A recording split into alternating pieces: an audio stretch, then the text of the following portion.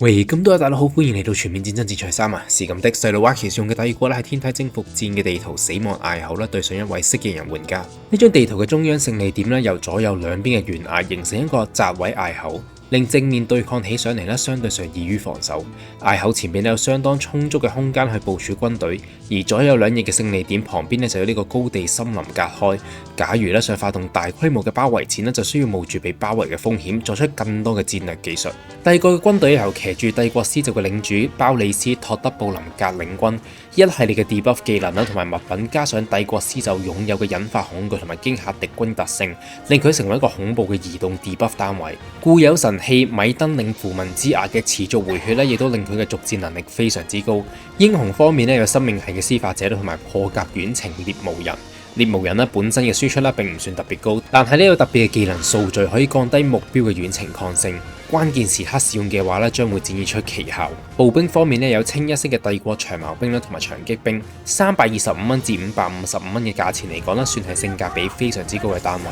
準備利用呢啲反大型防禦步兵去對抗蜥蜴人嘅侏羅紀公園恐龍大軍，最後有反大型遠程嘅工兵獵人，同埋呢個魔法破甲遠程嘅火槍手精英單位銀彈火槍手組成呢個混合遠程輸出。蜥蜴人方面由重甲魔法騎士鐵行豪恩領軍，騎住角色嘅佢為軍隊提供呢個機動性魔法支援。近戰能走嘅佢有足夠嘅力量去打贏一般嘅英雄或者領主單位。散兵由3隊嘅變色龍零式組成，提供呢個游擊遠程中毒傷害，有360度嘅射程角度可以一邊移動一邊射擊。步兵方面由輕步兵零式大隊同埋重步兵蜥人戰士遲鈍去組成。最後由裝有太陽引擎嘅盔甲龍提供呢個魔法炮擊，可以發射太陽激光炮造成可觀嘅傷害。既然地圖同埋雙方嘅軍隊已經介紹完畢啦，就等我哋開始呢場戰鬥啦。呢張地圖雖然所有嘅勝利點都平均分佈，但係左邊嘅勝利點隔住呢個高地森林，而帝國嘅遠程傷害主要都係火藥系嘅單位，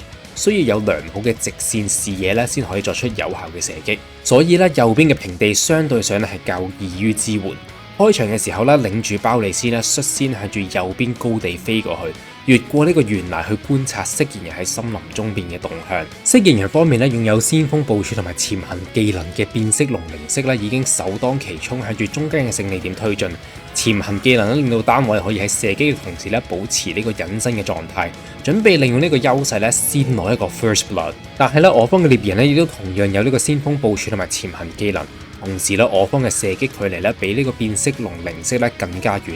變色龍零式喺射擊我方生命系法師嘅時候露出咗身影，所以First Blood 最終就由我方嘅獵人率先拿下。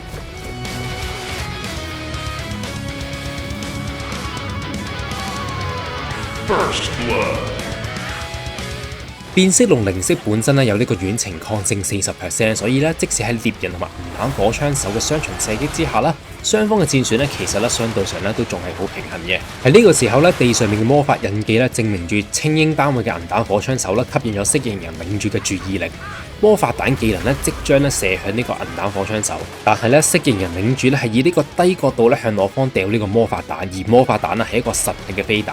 只要我控制住前線嘅步兵，啱啱好行到前面就用呢個身體咁擋落嚟啦。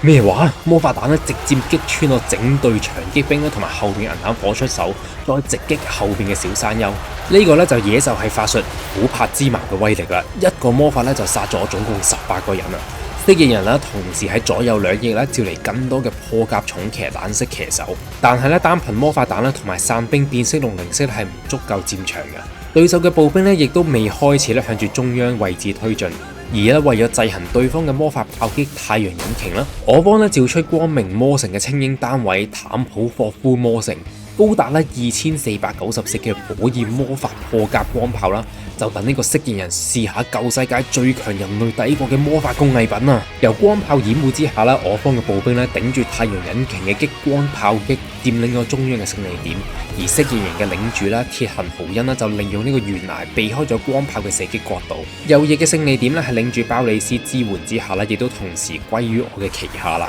但係右翼嘅蜥蜴人步兵質量本身就已經比呢個帝國嘅長矛兵高，森林裏邊咧更加有呢個藍色騎手啦，同埋呢個盔甲龍準備進入戰場支援。所以咧，我照出呢個先驅士騎嘅榴彈發射器版本啦，進入呢個戰場支援。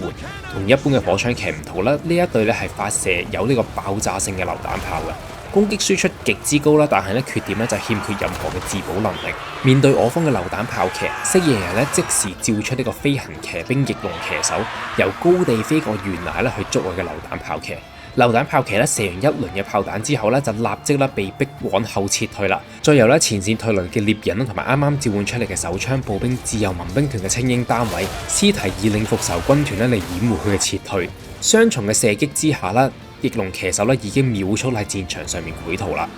呢個時候咧，重騎藍色騎手咧擺脫右翼嘅長槍兵之後咧，追擊我嘅復仇軍團。但係咧，復仇軍團咧並非一般嘅手槍步兵，佢有最低限度嘅近戰能力啦，可以等待其他單位嚟支援，所以咧暫時咧唔需要太過擔心佢。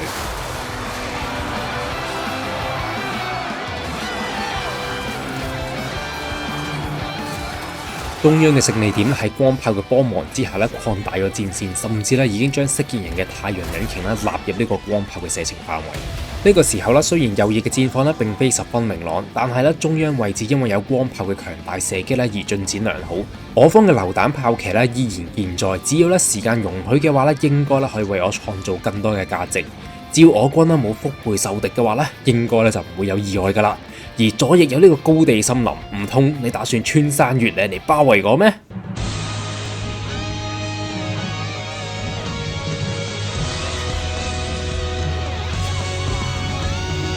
左右兩翼嘅勝利點旁邊咧就有呢個高地森林隔開。假如咧想發動大規模嘅包圍戰咧，就需要冒住被包圍嘅風險，作出更多嘅戰略技術。果然咧 ，flat 咧唔可以亂咁立啊！左翼嘅高地森林出現咗蜥蜴人嘅重步兵同埋輕步兵嘅身影，啱啱避開呢個飛翼騎手嘅榴彈炮騎又立即都要進入呢個逃亡嘅生活啦。蜥蜴人配合左邊側翼攻擊中央同時召喚出更多嘅輕步兵同埋重騎兵，聯同所有嘅步兵前後發起呢個包圍嘅推進。右翼勝利點亦都同一時間被質量較好嘅蜥蜴人佔領，但係勝利票喺呢一刻已經變得毫無意義啦。以鳥瞰嘅視覺就可以見到呢次嘅包圍真係非常之完美啊！蜥蜴人幾乎已經放棄咗要打呢個征服戰，目標係將我整隊嘅軍隊葬送喺呢度，提早結束呢個戰鬥。如此嘅包圍令到戰鬥立即變成一場關乎住帝國軍隊存亡嘅生存戰。呢一封嘅挑戰書我就確實接落嚟啦。生命系嘅法師為咗保護銀彈火槍手率先單人匹馬衝入去呢個重騎兵陣裏邊。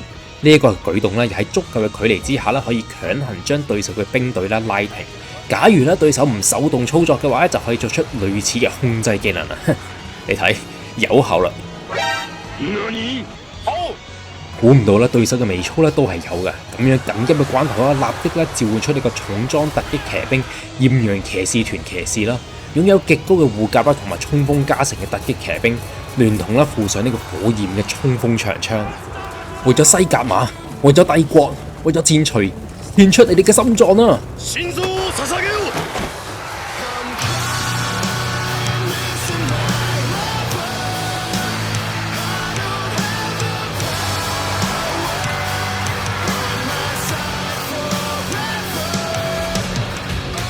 蜥蜴人嘅領主試出呢個卡唐變形術，用呢個魔法之風召喚出一隻會隨住時間而劣化嘅傑美斯。因為傑美斯帶有呢個驚嚇敵軍嘅特性啦，所以喺驅逐遠程單位方面效果係非常之顯著嘅。復仇軍團喺呢個榴彈炮騎嘅支援之下成功擋住咗重騎兵嘅衝鋒，而領主鮑里斯係失去咗右翼嘅勝利點之後亦都冇呢個戀戰嘅理由啦，慢慢向住中央方向撤退以便更加方便去支援呢個軍隊。帝國嘅步兵線就用呢個生命抵擋呢個蜥蜴人嘅步兵進攻，再由生命系法師使出範圍魔法地靈醒覺去進一步打擊蜥蜴人嘅步兵。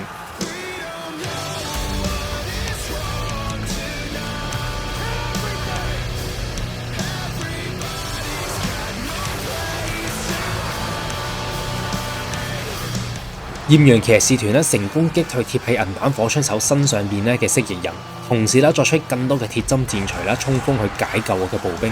而傑美斯喺落喺獵人嘅身上造成嚴重嘅士氣打擊。面對咧傑美斯嘅窮追不捨之下咧，我只好咧掉出呢個青鷹光炮嘅隱藏法術阿明托克之網。呢20秒咧應該咧足夠令佢召喚嘅時間咧過去㗎啦。就喺呢個時刻咧，一直咧匿埋喺懸崖後邊嘅蜥蜴人領主咧，終於就現身啦，再次咧向呢個銀彈火出手啦，掉嚟呢個琥珀之矛。呢個時候咧，獵巫人企喺呢個地圖嘅正中央啦，向住呢個鐵痕豪恩開火嚟啦，單挑啦！鐵痕豪恩咧接下咗呢場嘅單挑，騎住佢嘅速龍角色啦，直接衝過去，一下咧撞飛咗呢個獵巫人。但係你已經中計啦！我以前已經講過，單挑呢啲正人君子嘅嘢啦，我係絕對唔會做嘅。騷罪嘅效果之下咧，接下嚟嘅35秒咧，降低咗鐵痕豪恩嘅遠程抗性、物理抗性、近戰防禦同呢個護甲值。你所召喚嘅傑美斯咧，已經喺空中被人按住咗，冇辦法支援你。銀彈火槍手、獵人同埋光炮啦，亦都已經企好位置嚟承受帝國嘅信仰、鋼鐵同埋火藥嘅洗禮啦。Nani 一個隨機嘅攻擊動作啦，直接咧就避開咗嘅魔法超電磁炮。但係咧運氣對戰場嘅影響咧，始終係有限。差啲變成蜂巢嘅你咧，已經被恐懼深深咁植喺你嘅腦海之中。除咗逃走之外咧，你依家咩都唔理啦。但係你上得戰場就唔好怯啦，怯就輸咗成神。光明魔城利用呢個如此詭異嘅魔法之風集中量，將單純嘅魔力轉化為閃電。蜥蜴人嘅領主鐵痕豪恩嚟感受一下帝國嘅某魔法超電磁炮啦！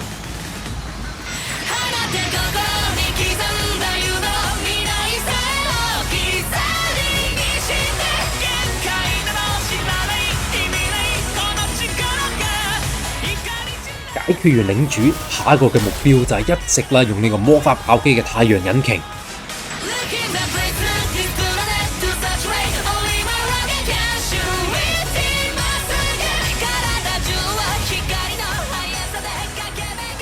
雖然咧成功擊殺蜥蜴人嘅領主同埋太陽引擎，但係咧現時咧3個嘅勝利點咧全部都俾呢個蜥蜴人奪去。對手嘅勝利票咧已經咧超過咗600張啦，屈指一算1500減600除3除60啦，即係話我只有5分鐘嘅時間。好，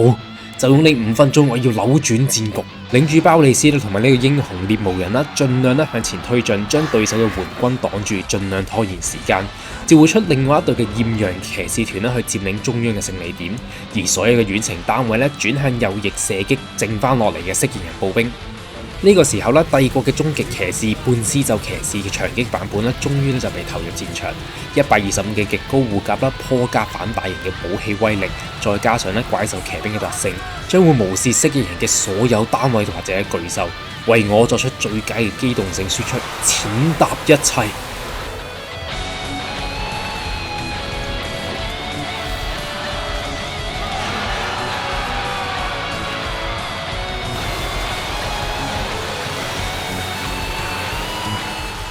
蜥蜴人嘅高強度包圍戰術咧，的確係好驚人。同時咧，佔領晒所有勝利點咧，亦都非常之嚇人啊！但係軍隊過度伸展嘅缺點咧，亦都開始咧浮現咗出嚟啦。蜥蜴人嘅整隊軍隊咧，已經顯得後繼無力，戰場上邊咧，淨係得翻呢啲殘兵敗將，將會好似陽光下嘅露水一樣，俾我嘅精銳騎兵掃蕩乾淨。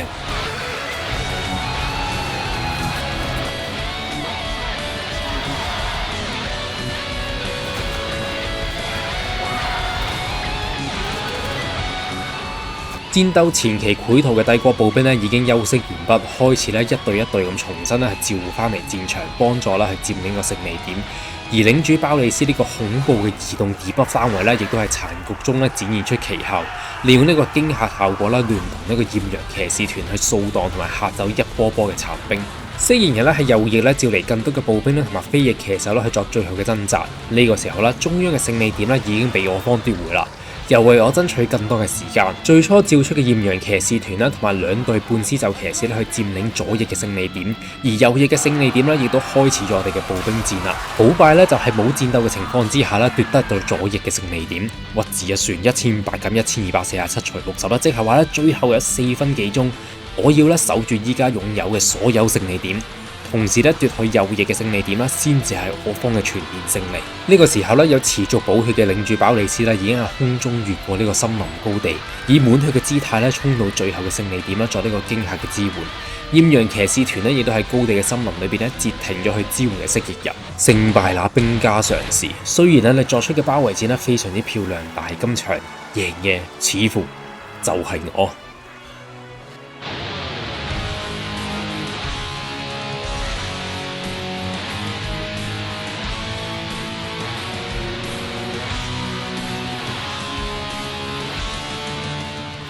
感謝啦咁多位大佬嘅觀看啊！如果中意嘅話咧，請唔好忘記咧 like、share 或者 subscribe 啊！另外咧可以留言支持一下，或者咧考慮課個靚金加入啦，成為會員咧，鼓勵一下小弟啊！